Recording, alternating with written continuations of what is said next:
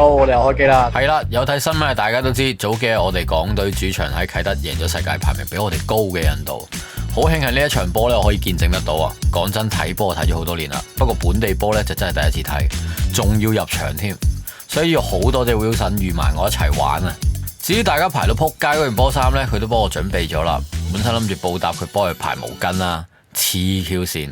不過正所謂外出靠朋友，一環接一環，佢都揾到朋友仔幫佢買。介紹翻佢叫 Jackie， 同行淨係得我同佢呢係第一次睇港隊嘅啫。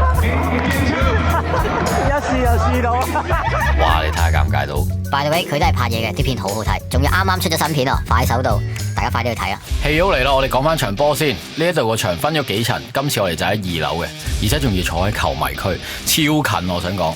加上有冷氣咧，就算點樣跳都冇出過汗。不過睇波又點少咧？飲酒同食嘢咧。我頭先見個 menu 咧，得一個字我係睇到嘅啫，就係 winners。成場波咧又好睇，氣氛又好，唯獨是得一樣嘢啫。人哋好好啦，好好啊，冷氣好好啊，球迷好好啊，有球證唔好咯，粉色嘢真係，屌你老母！啲時間就1分鐘1分鐘咁樣過，我哋啲球迷就一路 keep 住打氣。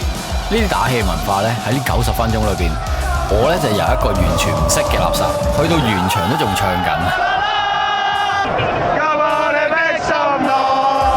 憑住我哋呢一啲嘅氣勢，果然去到最後係有奇蹟出現啊！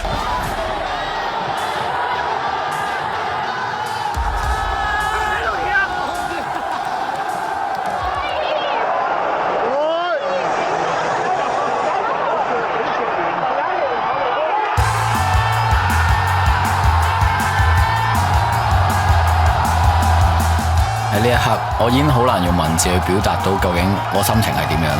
呢一場波，我好慶幸自己有機會碌咗入去睇。喺呢一晚，呢一個地方嘅凝聚力係我好耐都冇再見過。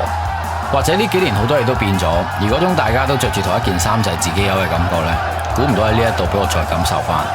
每個人始終都有第一次，今次我第一次入去支持港隊，但係我好肯定呢一次唔會係我嘅唯一一次。我係阿 Mark，我哋下條片再見，拜拜。咁大家咧依家睇完都有個共通點，大家把聲